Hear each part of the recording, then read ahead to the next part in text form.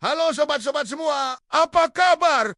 Para detektif dadakan, pencinta misteri, dan para penggemar buku tua yang baunya kayak lemari nenek. Selamat datang di seri misteri sejarah, tempat di mana logika libur dan teori konspirasi jadi topik utama. Hari ini kita akan membahas sesuatu yang bisa bikin kamu mikir keras sambil ngunyah keripik, yaitu manuskrip Voynich, buku tua yang super misterius. Isinya aneh, bahasanya nggak bisa diterjemahin, dan gambarnya lebih absurd dari coretan anak TK yang lagi overdosis imajinasi. Yuk, langsung kita mulai investigasinya. Tapi sebelumnya disclaimer dikit.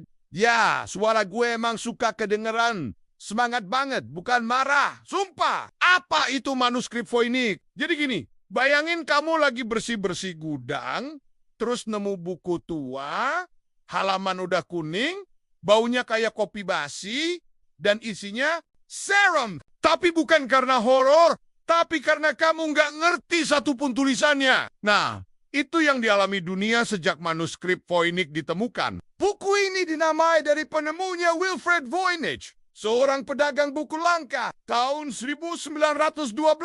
Dia nemu buku ini di Italia, dan langsung kayak, wah, ini pasti harta karun. Aku jadi kaya, tapi ternyata buku ini bikin kepala orang pusing 7 keliling. Nah, yang bikin semua orang frustrasi itu tulisannya. Tulisannya tuh kayak abjad. Tapi bukan abjad manapun yang dikenal manusia. Serius, para ahli bahasa, kriptografer, bahkan AI zaman sekarang, semuanya nyerah. Ada yang bilang itu bahasa rahasia kuno. Ada juga yang bilang itu bahasa dari peradaban alien. Dan ada juga yang bilang, itu cuma prank orang abad pertengahan yang terlalu iseng karena nggak ada Netflix. Siapa yang tahu? Halaman-halaman buku ini penuh gambar. Tapi gambar-gambarnya tuh kayak, absurd. Ada gambar cewek-cewek telanjang mandi di tabung yang bentuknya kayak terowongan saluran air. Ada tanaman-tanaman aneh yang bahkan Dora the Explorer pun nggak bakal nemu di petanya. Dan ada diagram astrologi yang bikin kamu mikir, ini buku atau horoskop alien. Beberapa orang mikir, oh, ini buku medis kuno. Tapi bayangin ya, kamu sakit kepala, terus dikasih resep. Minum teh dari tanaman yang punya akar berbentuk spiral, terus mandi bareng 7 cewek di kolam alien. Ya makin pusing, Pak. Siapa penulisnya? Sampai sekarang, nggak ada yang tahu siapa penulis aslinya. Ada teori yang bilang ini karya Roger Bacon, ilmuwan abad pertengahan. Tapi ada juga yang bilang ini hasil kerja orang iseng buat nipu kolektor kaya. Voynich sendiri percaya ini barang antik berharga. Tapi ya sampai sekarang harganya bukan karena isinya, tapi karena yang nggak ada yang ngerti.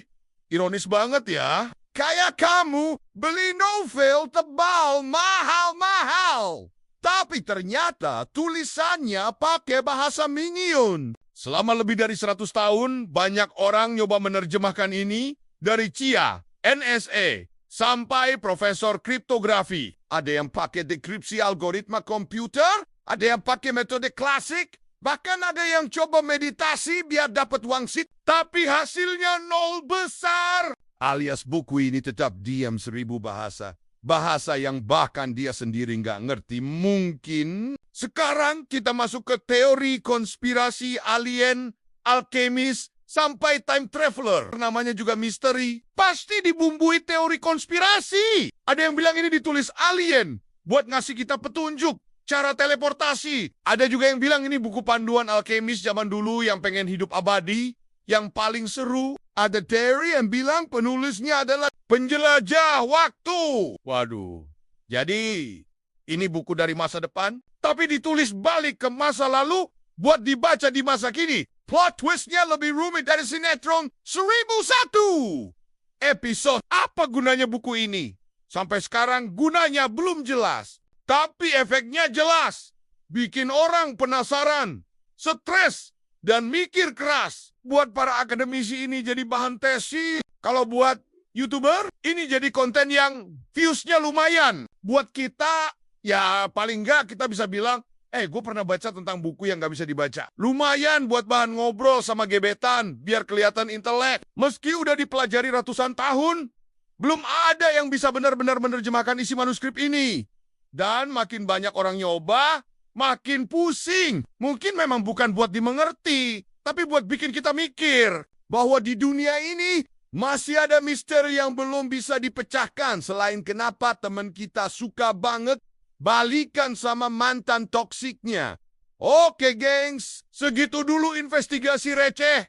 Tapi mendalam kita tentang manuskrip Vo ini, buku tua misterius yang sukses bikin seluruh umat manusia bingung bareng. Jangan lupa like, subscribe, dan pencet loncengnya biar kalian gak ketinggalan konten kita yang makin absurd tapi makin seru. Kalau kalian punya teori sendiri soal buku ini, tulis di komentar ya. Siapa tahu teori kalian lebih masuk akal dari para ilmuwan. Sampai jumpa di video berikutnya. Bye.